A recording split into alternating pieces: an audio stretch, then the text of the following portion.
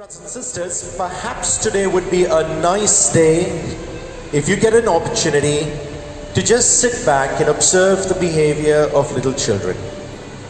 Check on their innocence, their love for the simple things in life, their kindness, the way they are filled with so much of fun, so much of laughter, even mischief perhaps. And just check out all the qualities of these little children. And then sit back and do your own reflection and ask yourself, when was the last time I was like this? When was the last time I was like a little child? I'm not talking about being childish, because I think that's what most of us are quite often. But I'm talking about being like little children. Having the same innocence as these children, having the same love, perhaps fighting, if you notice children, at one point of time, and then the next minute they've made up and they're best of friends all over again. There's no hatred really in their heart for anyone. There's only love that keeps pouring out and keeps getting shared with others. And this is what the Lord is inviting us to in today's gospel, to be like these little children. If we want to enter into God's kingdom, we need to once again be childlike. We need to look at all these qualities that perhaps we've lost out on because now we've grown, we are adults, we are intellectuals, we are much bigger thinking human beings, and therefore we've forgotten what it means to be a child of God. And I believe this is the strong invitation coming to us in the first part of today's gospel. The second part of today's gospel, Jesus warns us not to despise any of these little ones, because they are constantly being watched by their angels in heaven.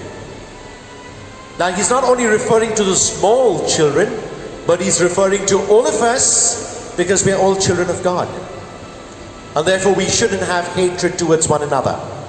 There should be nothing else but an outpouring of love, of kindness, of compassion, of forgiveness. And ask yourself perhaps sometime today, how many people can I not get along with? How long is that list of unforgivable people? And therefore something needs to change in our lives, because we need to stop despising any child of God and begin to love as God loves us.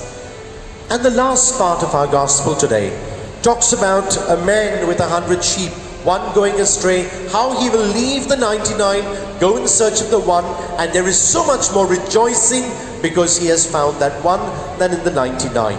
He is willing to leave the 99 at a risk because he believes that they can take care of themselves. But yet he will go in search of that one which is lost.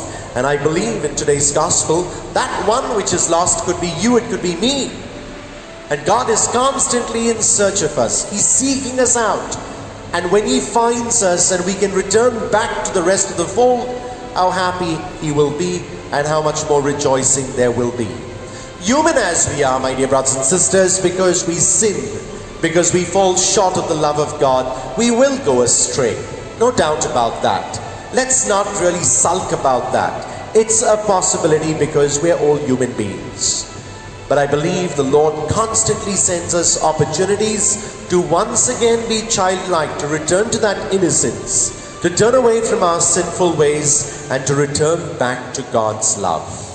I pray that each one of us really take this invitation seriously, and for those of us who are already in God's love, how much more we should be making an effort to bring those who've gone astray back into the fold.